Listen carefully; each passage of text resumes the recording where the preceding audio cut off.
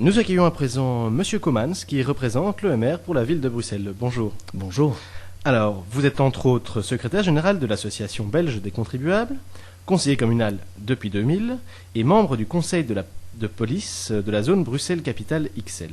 Vous vous présentez troisième pour le MR à la ville de Bruxelles. Tout à fait. Je vous rappelle le principe de notre émission. Vous avez 1 minute 30 pour répondre à notre première question et en fonction de votre réponse, nous enchaînerons sur différentes questions. Si vous êtes prêts, nous pouvons commencer. Je suis prêt. Alors, Monsieur Comans, si le MR remporte les élections à la ville de Bruxelles, quels sont les 3 projets ou initiatives en matière de culture pour les jeunes que vous comptez mettre en œuvre? Alors il y a effectivement, la ville de Bruxelles, c'est une série d'initiatives qui est très très importante, puisque le budget qui compose la culture est vraiment un budget imposant de près de 25 millions d'euros par an, donc des sommes tout à fait colossales, des sommes considérables. Mais il y a 3 projets, en tout cas à titre personnel, qui me tiennent à cœur. Le premier, c'est la volonté de créer un grand musée dans la Bourse. Comme vous le savez peut-être, la ville de Bruxelles a repris l'amphithéose sur ce bâtiment qui est absolument incroyable, de près de 8000 m², et nous souhaitons pouvoir y mettre un musée Guggenheim. Je pense que ça donnerait une force extraordinaire par rapport à la culture, au développement de la culture dans le centre-ville, et pour le développement et la valorisation des boulevards du centre, donc pour la ville. Si Guggenheim décidait de ne pas s'y installer, je pense qu'il est important d'y installer malgré tout un musée d'art contemporain, parce que nous avons un réel besoin d'art contemporain dans la ville, à Bruxelles. C'est vraiment quelque chose d'essentiel. La deuxième chose, qui est également un point qui me tient très à cœur, c'est une initiative lancée il y a de cela quelques années, c'est le fameux Centre de la mode et du design. Alors c'est une initiative qui a été lancée, mais qui n'est pas encore arrivée à son terme. C'est un de mes grands chevaux de bataille, vraiment, j'ai vraiment un amour particulier pour la mode et le design. Je pense que c'est important. Nous avons beaucoup de bons créateurs à Bruxelles et nous devons pouvoir les mettre en valeur au travers de cela. Dans le quartier d'Ansart, c'est important, d'autant plus dans cette période de crise. Donc ce serait vraiment une très bonne chose de pouvoir arriver à terme de cette initiative. Voilà, et ça, ce serait un beau projet. Le troisième, et pas des moindres, puisque, comme vous le savez, Bruxelles est la capitale de la bande dessinée, ce serait vraiment de développer le parcours BD sur l'entièreté de la ville. On le sait trop peu, mais la ville de Bruxelles, ça n'est pas uniquement le Pentagone, c'est également Laken, Neder-Vrumbeek, Aren, c'est également le quartier européen et le quartier Louise Roosevelt. Je pense que nous devons véritablement donner une nouvelle extension par rapport à ou plutôt ces parcours de bande dessinée. Nous devons le développer, effectivement, continuer les initiatives avec les fameuses fresques de bande dessinée, mais nous devons le développer avec d'autres outils également pour que cela devienne un véritable parcours sur tout le territoire de la ville. Nous avons 32 km² urbanisés et on doit retrouver ça jusqu'au fin fond de Aren pour montrer que cela fait partie de la ville et qu'on a envie d'y intégrer de la culture également jusque-là. Alors, nous aurions voulu savoir comment, en termes de promotion, de publicité, allez-vous aller attirer les jeunes vers ces événements. Autrement dit, on sait que, bien voilà, au niveau communal, beaucoup de politiques et de politiciens organisent des événements, des projets, mais qu'au final, peu de jeunes y participent. Comment allez-vous arriver à ce qu'un public jeune vienne et s'intéresse au projet que vous avez proposé? Alors, à la ville de Bruxelles, on a la chance d'être la capitale. Donc, véritablement d'avoir un public captif par rapport à cela. Les gens viennent principalement dans le centre-ville. Donc, nous n'avons pas de problème par le fait d'amener des jeunes. Mais nous devons améliorer la communication autour de ces événements.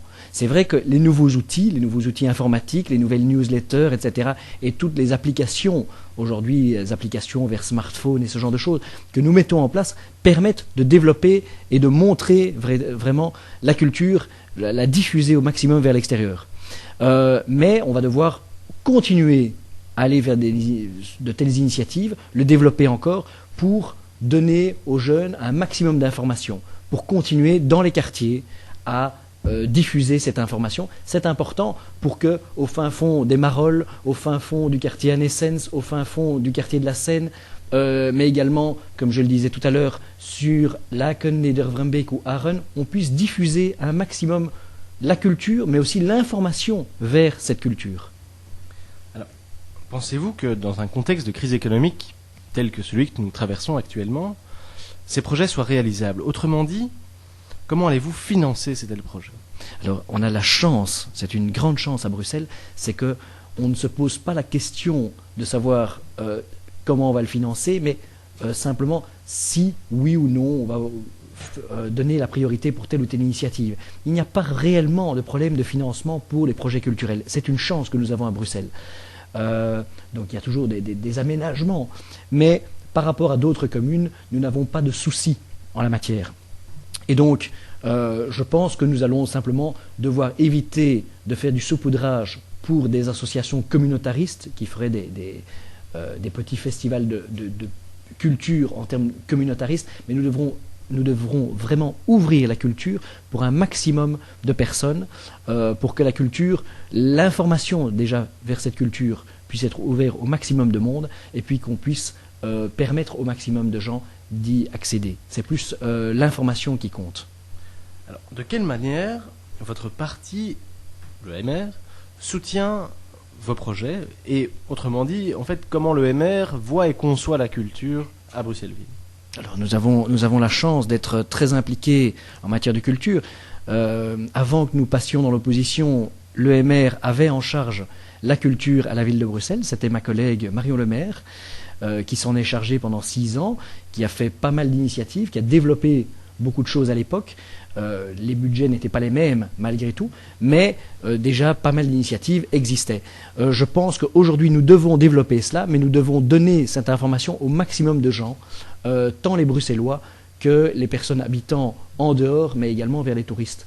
C'est cette information-là que nous devons donner, mais également développer un maximum d'initiatives dans les quartiers pour que on puisse développer des initiatives hors des sentiers battus. C'est vrai que faire des concerts sur la Grand Place, c'est une bonne chose, mais on doit aussi sortir de cela et faire des festivals dans les quartiers pour faire accéder la culture aux gens qui ne sortent pas spécialement de leur quartier. Alors, de manière générale, on peut estimer que les jeunes ont un problème d'image, de reconnaissance, que ce soit dans leur vie professionnelle, mais aussi dans leur vie artistique. En quoi les projets que vous venez de me présenter vont permettre de les remontrer d'une manière plus positive ici? Alors, bon, oui, il y a beaucoup de choses qui peuvent être faites. Pour diffuser cette culture, je pense que les outils existent, mais nous devons éviter simplement de rester fermés sur nous-mêmes. Nous devons simplement choisir de diffuser cela et d'écouter la jeunesse. Il y a énormément de propositions qui nous sont faites depuis ces quartiers, énormément de jeunes qui viennent avec des initiatives, des idées, des volontés par rapport à cela. Nous devons les entendre, nous devons leur mettre à disposition tant le matériel de la commune, mais également les salles dont la commune dispose. Nous avons énormément de matériel et de salles qui peuvent aider par rapport au développement de ces initiatives privées. Je suis libéral, je pense que c'est important de développer ce type d'initiative. Alors, notre interview touche déjà presque à son terme. Je vais maintenant vous poser la dernière question, qui est ici une question un peu plus branchée sur la musique. Est-ce que vous, ou votre parti, le MR, à Bruxelles, à la ville de Bruxelles même, je dirais, organisez un événement qui a pour but la découverte d'un style musical particulier ou d'un genre de musique particulière? Alors, je suis heureux de pouvoir de nouveau reparler de ma collègue.